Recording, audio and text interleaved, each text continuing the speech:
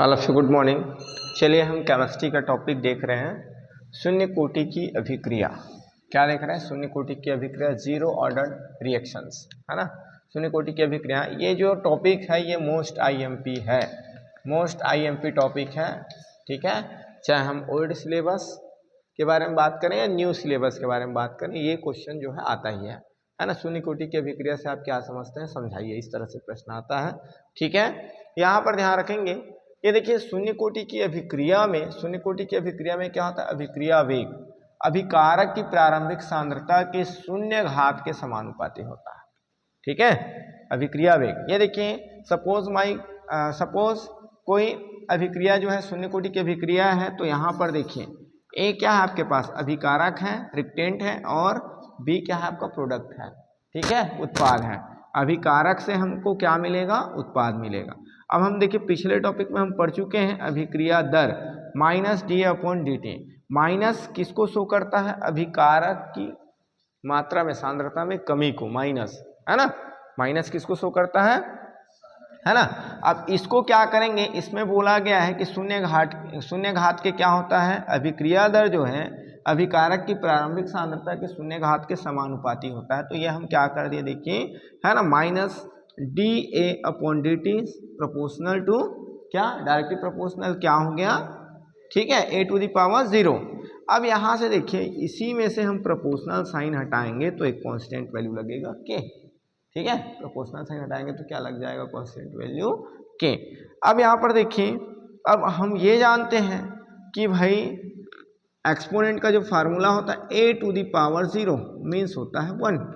ठीक है, किसी भी संख्या की घात क्या हो जाए? 0 हो जाए तो उसका मान क्या होता है? 1 होता है। तो यहाँ पर ए टू द पावर 0 इसकी वैल्यू क्या है आपके पास? 1 है। ठीक है, तो यहाँ पर क्या है देखिए, ये जो अभिक्रिया वेग है इसको माइनस, है ना, D upon D T is equal to K into 1।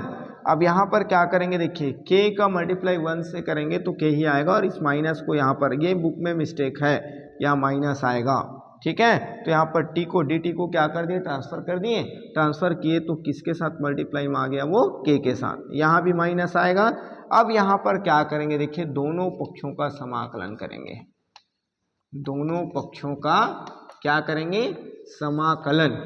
समाकलन करने पर, ठीक है, करेंगे तो यहाँ पर हमको कौन सा चिन्ह लगाना पड़ेगा? इंटीग्रेशन का चिन्ह लगाना पड़ेगा। तो यहाँ पर integration D A is equal to minus integration K D T, दोनों तरफ। अब यहाँ पर देखिए विथ रिस्पेक्ट टू ए क्या करेंगे, यहाँ पर 1 है तो 1 का इंटीग्रेशन क्या हो जाएगा? ए हो जाएगा, क्योंकि हम ए के रिस्पेक्ट में कर रहे हैं। के आपका कांस्टेंट है, के क्या है आपका? कांस्टेंट, है ना। और के कांस्टेंट है, उसके बाद के को कांस्टेंट रखेंगे तो ये आपका, इसको ऐसे राइट कर सकते हैं क्या? के इंटू इंटीग्रेशन 1 डी टी, और 1 का आपका इंटीग्रेशन क्या हो जाएगा? विथ रिस्पेक्ट टू टी, है ना, टी के रिस्पेक्ट में उसका इंटीग्रेशन हो जाएगा टी। ठीक है, और यहाँ पर हम एक क्या कर रहे हैं? समाकलन स्थिरांक, समाकल गुणांक आई यूज कर रहे हैं। जब भी हम समाकलन करते हैं, है ना, इंटीग्रेशन करते हैं, तो हमको एक क्या लेना रहता है? स्थिरांक लेना रहता है। उस स्थिरांक को हम आई ले लिए। ठीक है, अब हम क्या करते हैं देखिए, प्रारंभिक अवस्था पर, है ना, जब टाइम क्या है? 0 है, और इसमें भी बोला गया है, देखिए इसकी परिभाषा में क्या बोला गया? प्रारंभिक सांद्रता, है ना। तो भाई हमारे पास क्या टाइम क्या रहेगा? 0 के इक्वल रहेगा।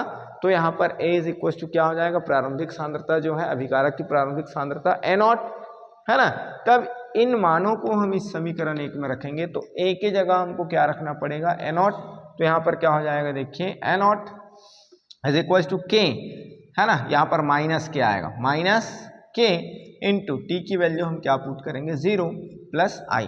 तो यहाँ पर ए नॉट इज इक्वल टू, ये फर्स्ट वाला पोर्शन क्या हो जाएगा? के, और 0 का मल्टीप्लाई क्या हो जाएगा आपका? 0 हो जाएगा। ठीक है, के इंटू 0 क्या हो जाएगा? 0 प्लस आई, है ना। अब यहाँ पर क्या हो गया भाई? ये आपका क्या हो गया? ए नॉट इज इक्वल टू आई हो गया। अब इनको समीकरण 2 दे देते हैं, और इस समीकरण, है ना, इस समीकरण 2 से मान 1 में रख देते हैं। किसका मान? आई का। तो यहाँ पर ए इज इक्वल टू माइनस के टी, और आई के जगह क्या रखेंगे हम? आई नॉट, है ना। अब इनको हमको लेफ्ट साइड ट्रांसफर करना है, तो माइनस के टी लेफ्ट साइड ट्रांसफर होकर के क्या हो जाएगा? प्लस हो जाएगा। और ए को हमको राइट साइड ट्रांसफर करना है, तो ये पॉजिटिव वैल्यू है वो क्या हो जाएगा? निगेटिव हो जाएगा। आगे बात समझ में आया कि नहीं आया? अब क्या हो जाएगा भाई, हमको k की वैल्यू फाइंड करने हैं तो t को ट्रांसफर करना पड़ेगा। तो t कहाँ है, मल्टीप्लाई में है, वो कहाँ जाएगा, डिवाइड में। तो ये जो आया है ना, इसे ही हम शून्य कोटि की अभिक्रिया के लिए क्या कहते हैं, वेग स्थिरांक कहते हैं। ठीक है, शून्य कोटि की अभिक्रिया के लिए क्या कहलाता है, वेग स्थिरांक कहलाता है यही। तो इसको यहाँ तक सॉल्व करना है, यही शून्य कोटि की अभिक्रिया के लिए क्या है, वेग स्थिरांक है। ठीक है, हाँ व्यंजक मतलब यही है।